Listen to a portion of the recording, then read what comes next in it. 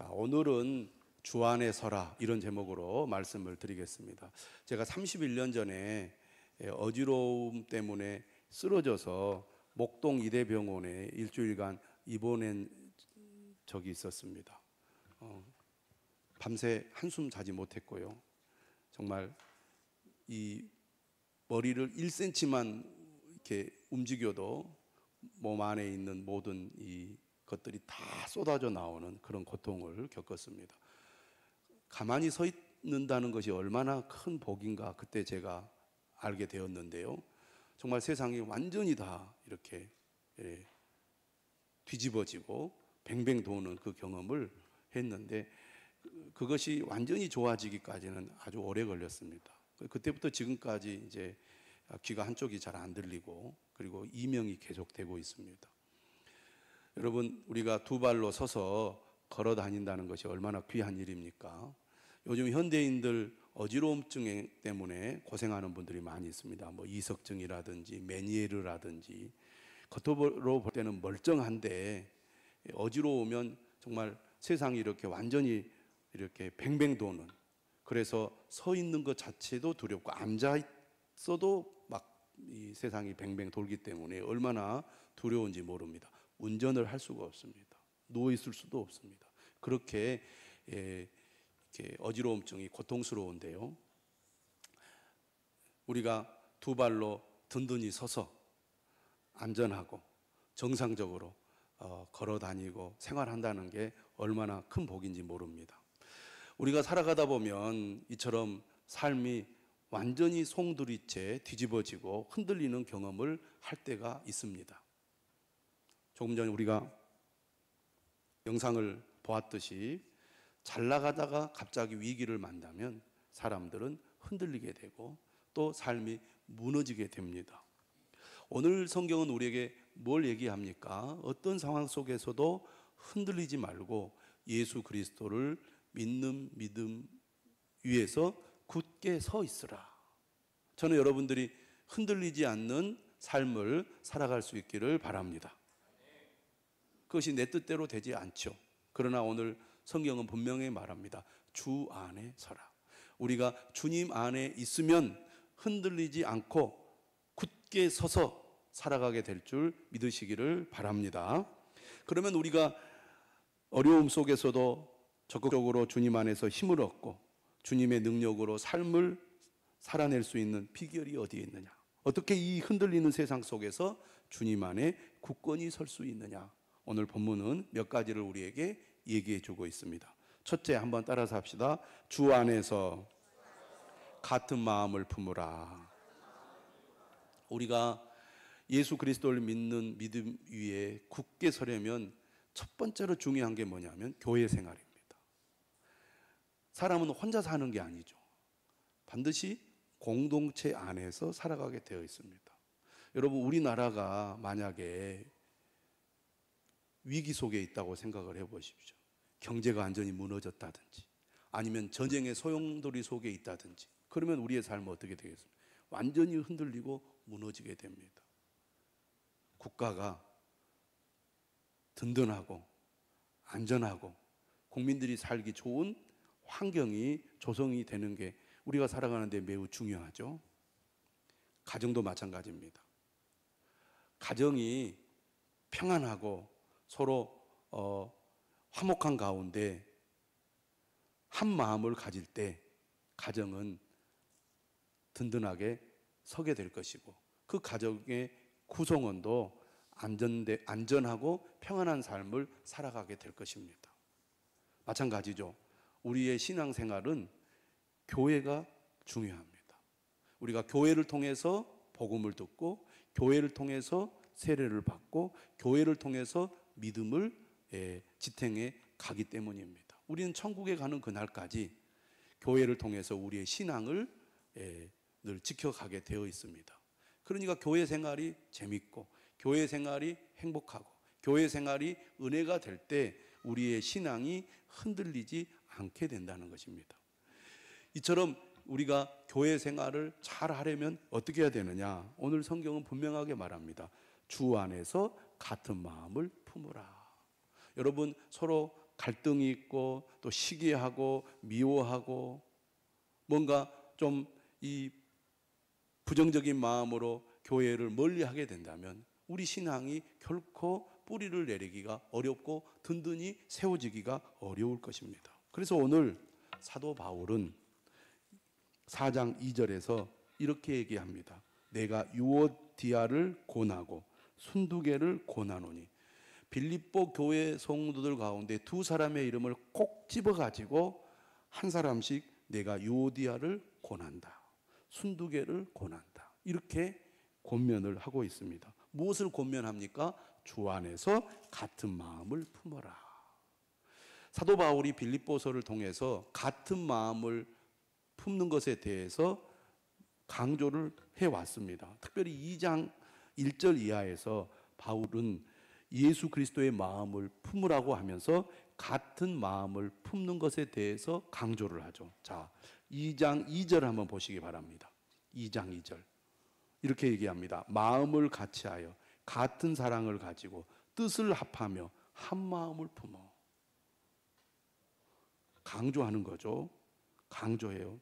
마음을 같이하여 같은 사랑을 가지고 뜻을 합하며 한 마음을 품어.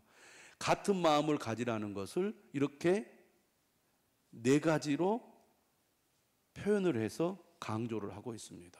우리가 주 안에 굳게 서서 흔들리지 않는 믿음을 가지고 주님을 떠나지 않고 끝까지 믿음을 지켜나가려면 주님 안에서 같은 마음을 품어야 된다. 하나가 되어야 한다. 이렇게 얘기합니다.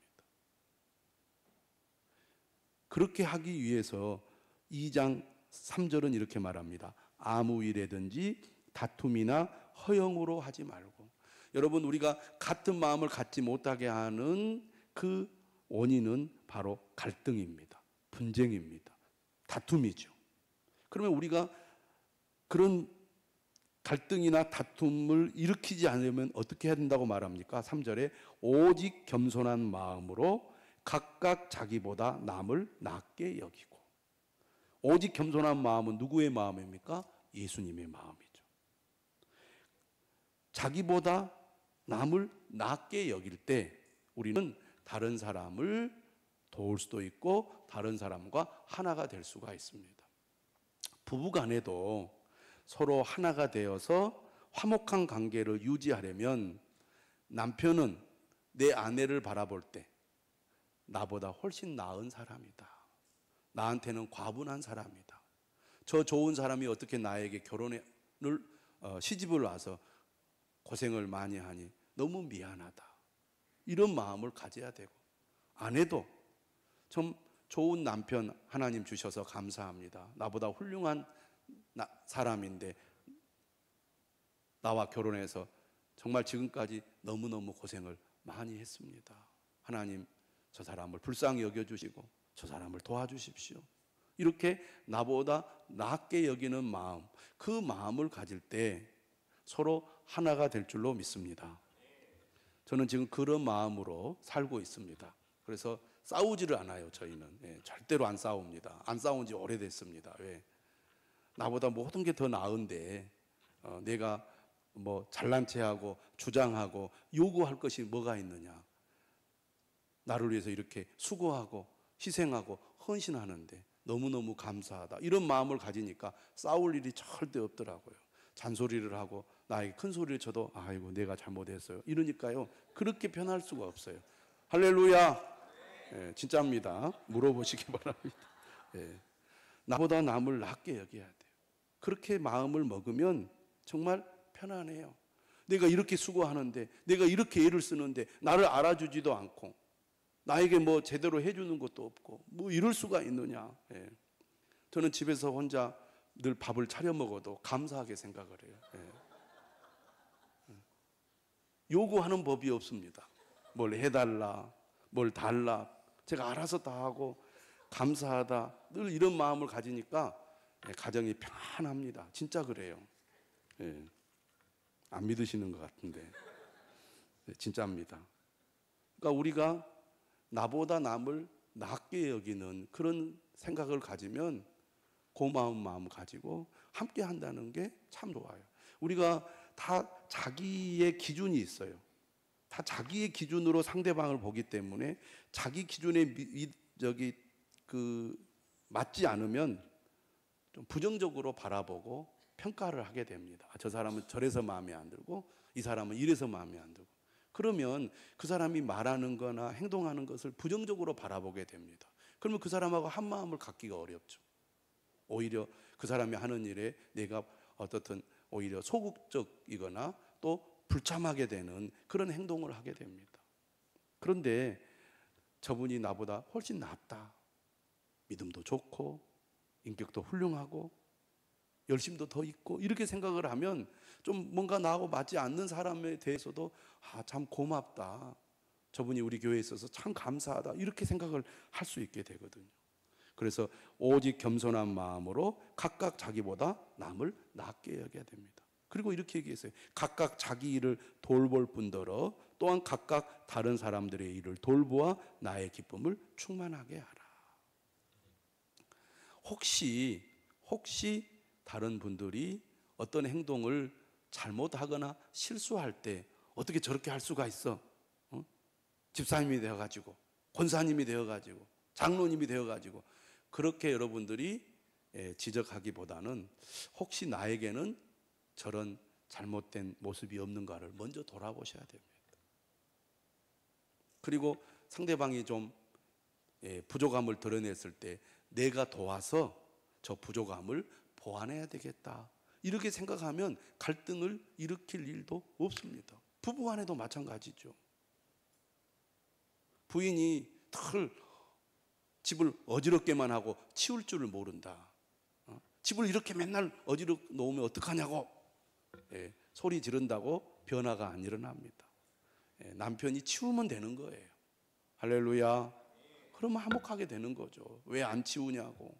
그렇게 아무리 지적한들 변화가 일어나지 않습니다. 나는 잘못한 것이 없는가, 나는 부족한 점이 없는가, 이걸 돌아보고 그 부족한 점을, 상대방의 부족한 점을 내가 채워주고 상대방이 나의 부족한 점을 채워주다 보면 더 완전해지는 것입니다. 이렇게 우리가 같은 마음을 품어라. 이 유오디아와 순두계는 이 빌립보 교회의 여성 지도자들이었던 것 같습니다.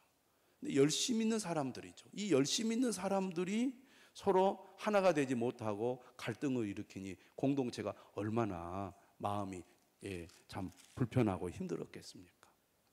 그래서 그 사람들을 꼭 집어서 같은 마음을 품으십시오, 하나가 되십시오, 이렇게 권면하고 있습니다. 그러면서 3절에 이렇게 얘기하죠. 또 참으로 나와 멍에를 같이 한 너에게 구하노니. 여기서 바울과 멍에를 같이 한 너가 누군지 구체적으로 소개가 되어 있지는 않지만 학자들은 아마 이 편지를 들고 간 에바브로디도이지 않을까, 여러 의견들이 있습니다만, 어떻든 이 사람에게 바울이 뭐라고 요청을 하냐면 복음에 나와 함께 힘쓰던 저 여인들을 돕고, 저 여인들이 누굽니까? 바로 유오디아와 순두계입니다. 그 사람들이 하나가 되어서 주님을 잘 섬기도록 도우라는 것입니다. 이게 중요한 거죠. 서로 갈등을 일으켜서 하나 되지 못했을 때 잘 격려하고 또 하나가 될 수 있도록 옆에서 도와줘야 된다는 것입니다. 왜 교회 공동체가 중요한가? 우리의 삶이라는 것이 항상 일정하지 않습니다. 잘 되다가도 어려움을 겪을 수 있습니다. 또 신앙생활도 잘 하다가 못할 수도 있거든요. 그러면 어려울 때나 신앙생활을 힘들어할 때 다른 사람들이 옆에서 격려해주고 위로해주고 함께해주면 그 위기를 이겨내 갈 수가 있거든요. 그래서 흔들리지 않고 굳게 서가게 되는 것입니다. 그런데 혼자 있으면 어려움을 만날 때 쉽게 흔들리고 넘어질 수가 있거든요. 그래서 공동체가 중요한 거예요. 그래서 가정이 중요한 것입니다. 그래서 우리가 함께 하는 게 얼마나 중요한지 모릅니다. 사도 바울은 오늘 또 3절에 이렇게 말합니다. 또한 글레멘드와 그 외에 나의 동역자들을 도우라. 그 이름들이 생명책에 있느니라. 여러분, 우리가 서로 돕고 협력하고 참여하여 하나됨을 이룰 때 우리가 어떤 어려움 속에서도 흔들리지 않고 믿음을 굳게 지키고 끝까지 주님 떠나지 않고 주님 부르시는 그날까지 믿음의 길을 가게 될 줄로 믿습니다. 두 번째로 우리가 주 안에 서기 위해서는 어떻게 해야 된다고 말합니까? 한번 따라서 하겠습니다. 주 안에서 항상 기뻐하라. 그러니까 공동체적으로 볼 때는 우리가 교회 생활을 잘 할 때 신앙이 흔들리지 않게 됩니다. 교회를 멀리하면 믿음이 약해지게 됩니다. 교회를 가까이 하면 믿음이 굳게 서게 되어 있어요. 이건 너무 기본적인 원리입니다.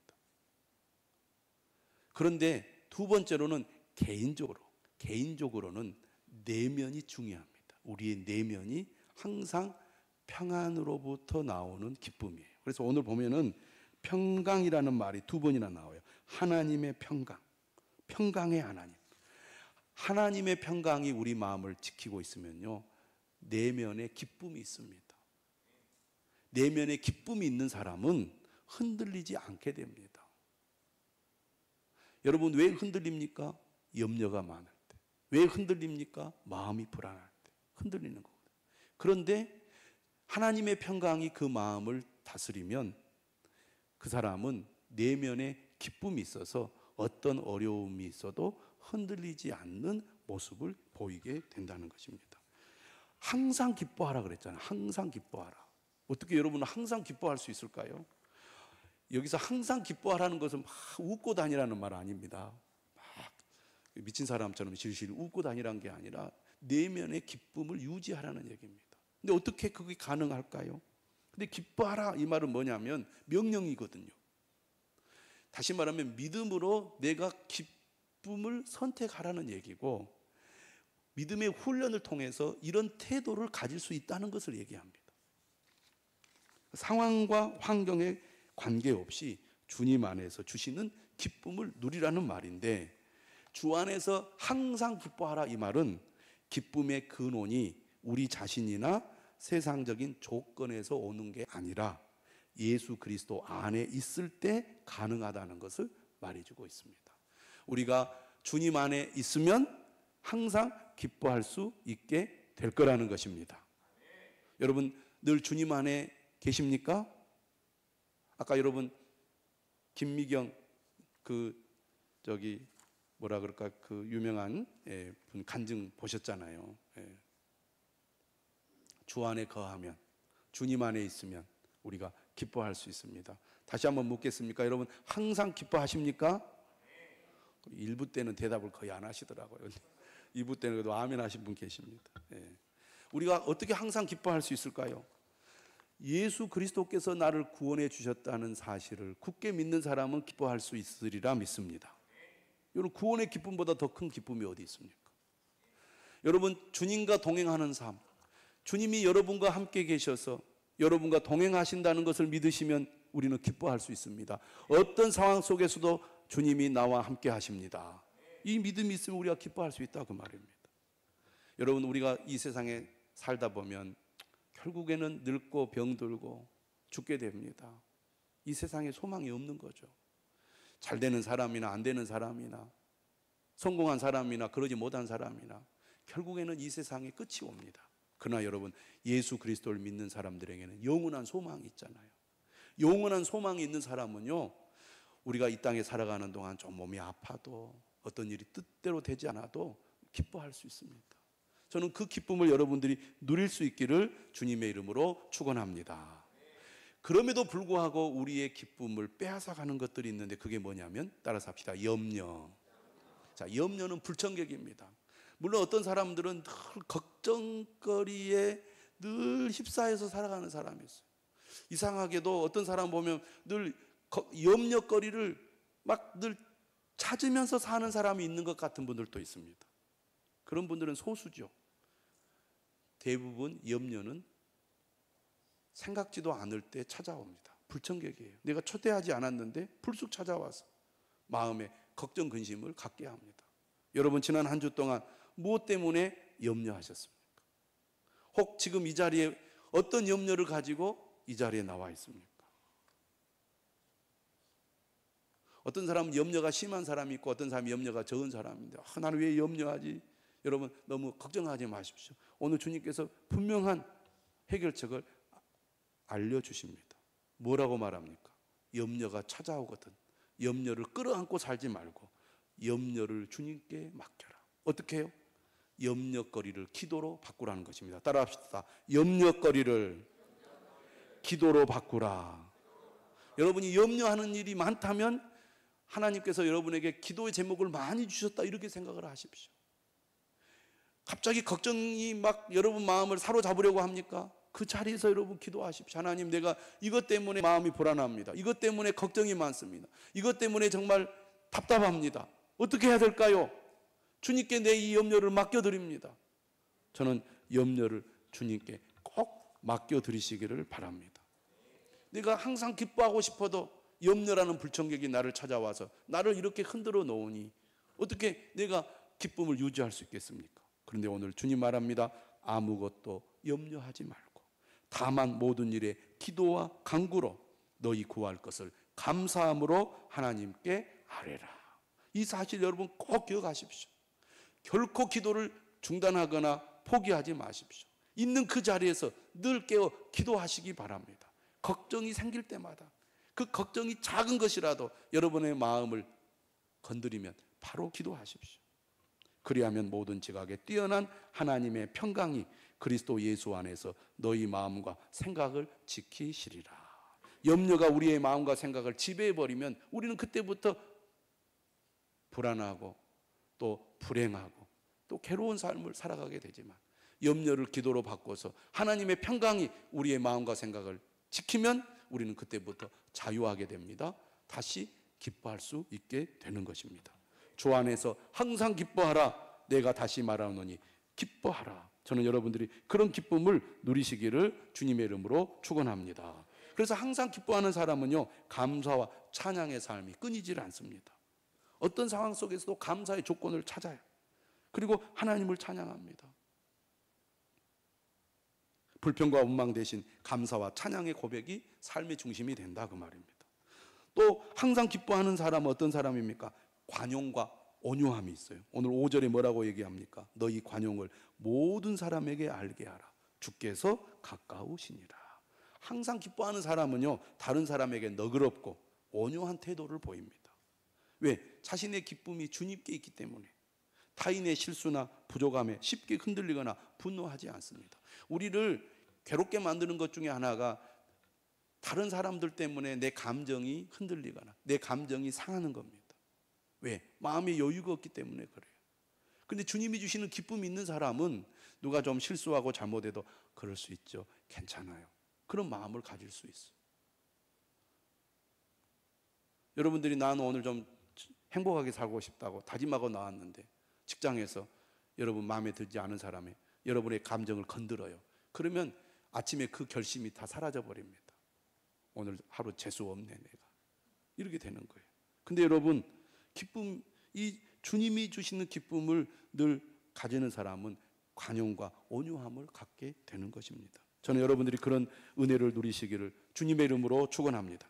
마지막으로 세 번째 따라서 합시다. 주 안에서 선한 것을 생각하고 실천하라. 여러분 생각이 얼마나 중요한지 모릅니다. 오늘 7절에 보시면 염려를 기도로 바꾸라고 말하면서 기도할 때 하나님의 평강이 무엇을 지킨다고 말해요? 우리의 마음과 생각을 지키신다고 말합니다. 하나님의 은혜가 생각으로부터